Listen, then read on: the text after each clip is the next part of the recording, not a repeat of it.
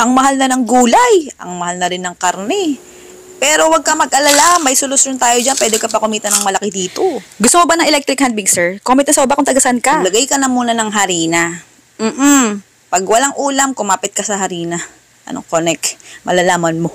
Oo, malalaman mo. Simutin mo bawat lalagyan, ha? Kung gusto mo, dilaan mo pa. Charot lang.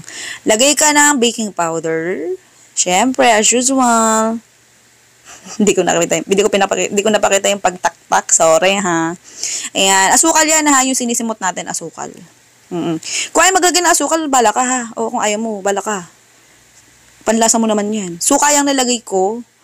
Kasi para mas umalasa yung baking powder, kaya naglalagay ako suka. Tubig naman yung nilagay ko. Siyempre, kailangan yan para maluto ang ating mixture. Butter yan, butter. Oo. Butter. Oo. Ayan. Okay? Pagka nahalo mo na ng ganyan, alam mo na ka lang gawin, ilagay na natin yung, ayan, giniling. Dahil mahal ang giniling sa palengke, mahal ang karne, mahal ang gulay, magdilata tayo. Tapos huwag na tayo maglagay ng gulay. Ultimo bawang sibuyas, huwag tayo maglagay, pero masarap to. 101%. Ayan. Durog na pamintang puti yung ginamit ko. Mahilig ako sa paminta na puti, mga madjem. Kung ayaw nyo, huwag kayo maglagay. Oo.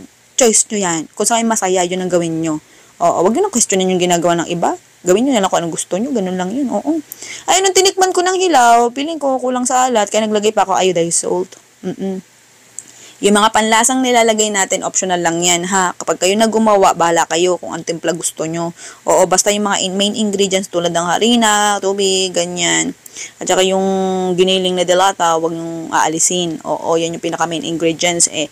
Oo, ganun. Pwede nyo rin to iprito kahit walang mantika. Oo, meron kasing mga frying pan na hindi na kailangan ng mantika, yung mga ceramic coating. Doon pwede nyo iprito yan. Pwede nyo lutuin yan ng toasted, pwede nyo namang hindi. Kung anong trip nyo, doon kayo. Oo. Napakasarap ng texture nito, mga madam. Oo, itong mas feel ko, mas gusto ko na tostado yung labas tapos yung loob malambot. Kaya ayan, golden brown siya. Hindi siya sunog, ha.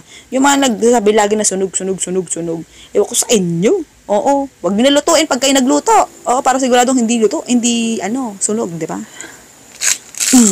Isang lunok para sa lahat ng basher.